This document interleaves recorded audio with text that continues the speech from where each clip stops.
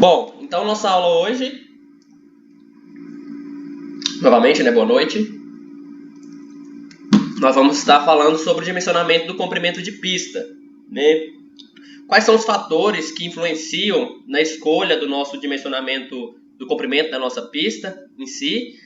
Hoje a gente vai falar só do comprimento, a gente não vai falar da largura dela, mas lá no finalzinho da aula você vai ver que a largura dela a gente já vai ter meio que uma pré-mediação, onde essa largura ela tem influência, né, do trem de pouso, das aeronaves que vão operar. Então, antes de eu pegar e fazer a minha pista em si, eu já tenho que saber quais são as aeronaves que estão suscetíveis à operacionalidade daquele aeródromo, né? Por que que eu tenho que saber qual que é as aeronaves, ou seja, o mix de aeronave que vai operar naquele aeródromo, na opinião de vocês? O que vocês acham? É porque a pista influencia, a altitude também, horário de chegada, acho que isso influencia. Quando vocês viram lá na parte de aerodinâmica, de aeronaves, né, com o professor Igor, você viu que cada modelo em si, ele vai ter, né, uma propulsão de jato distinta. Essa propulsão de jato distinta, ela vai usufruir na aerodinâmica, e essa aerodinâmica, né, ela vai estar, de fato, relacionada com a imposição de tensões na minha pista. E essas tensões, ao longo do tempo, né, ela vai, lá no princípio que a gente tem da elasticidade em si, ela vai originar as deformações que eu tenho aí. Daí, o que acontece? Essas aeronaves em si, os diferentes modelos que a gente tem, a aerodinâmica delas também está relacionada não só com o peso padrão em si, mas com a propulsão de jatos também e com a conformidade do trem tipo. Então, do trem tipo não, perdão, trem de pouso. Trem tipo é em veículos rodoviários.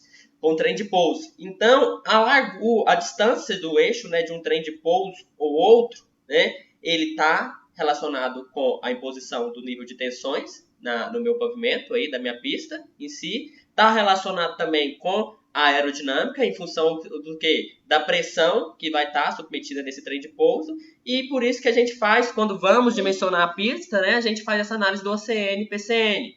Por quê? Porque, como eu falei para vocês lá na nossa aula, a primeira aula que nós tivemos na semana passada, a minha pista, né, de pouso e decolagem, o meu PCN, ele tem que ser igual ou maior ao ACN da minha aeronave crítica, para mim não ter nenhum risco aí das minhas operações de pouso e decolagem. Então, vocês vão ver que quando nós estivermos classificando a nossa pista lá no fim dessa aula de hoje, vocês vão ver que a largura da pista, né, muitas das vezes, quase 99% das vezes, ela está em influência em razão do tipo de aeronave que vai operar e em relação com a distância do trem de pouso aí dessas aeronaves.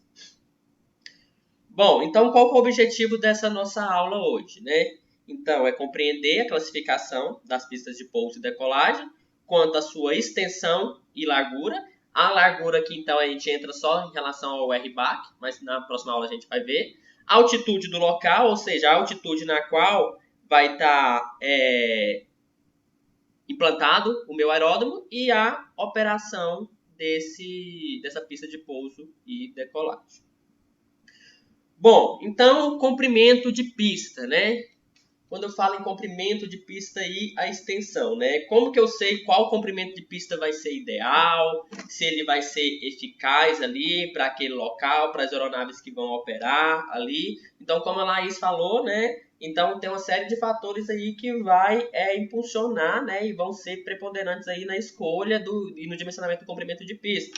Ou seja, altitude do local em si. Então, quanto maior a altitude do local, maior vai ser a faixa aí de comprimento de pista, temperatura, a temperatura do local também, ela influencia diretamente nisso. Vocês vão ver que lá no final a gente trabalha com duas temperaturas padrão, a gente trabalha com análise padrão ótima, que seria de 15 graus, só que pelo fato de nós sermos engenheiros, né, tem essa certa engenhosidade aí, para a gente trabalhar nessa também, com essa, trabalharmos sempre no patamar de risco aí, para estabelecermos um fator de segurança, a gente dimensiona, né, nós dimensionamos as nossas estruturas para a pior situação. Então, como nós sabemos que o pavimento é um tipo de estrutura, então a gente vai dimensionar esse pavimento aí, das nossas pistas de pouso e decolagem, para a pior situação, que seria o quê? Em situações na qual tem uma temperatura superior. Então, a gente vai dimensionar aí para a temperatura de 32,2 graus.